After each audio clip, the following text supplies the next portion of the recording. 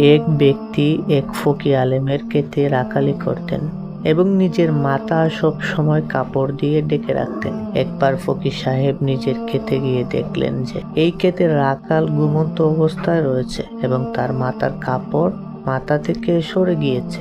তার মাথাকে দেখা গেল চামড়াবিহীন হাড্ডি। ফকির আশ্চর্য হয়ে গেলেন এবং তাকে ঘুম থেকে জাগ্রত করলেন। সে জাগ্রত হয়ে মাথাটি তাড়াতাড়ি ডেকে ফেললেন। ফকির বললেন, ভয় পেও না, এখন তোমার মাথার এই অবস্থার প্রকৃত রহস্য আমাকে বলো। সে বলল, আমি একজন কাফন চোর ছিলাম। একবার এক ব্যবসায়ীর মেয়ে মৃত্যু মুখে পতিত হলেন এবং শুনেছি যে তাকে উত্তম কাফনের কাপড় দ্বারা দাফন করা হয়েছিল। আমি রাতে তার কবর খনন করলাম। হঠাৎ দেখলাম একটি হাত দৃষ্টিগোচর হলো এবং সে আমার মাথার চামড়া তুলে ফেললেন।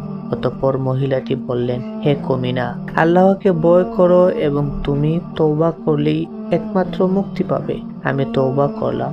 আল্লাহ তাআলা আমার উপর বড়ই ইহসান করলেন। এখন পর্যন্ত আমি জীবিত আছি, যদিও আমার মাথার চামড়া চলে গিয়েছে।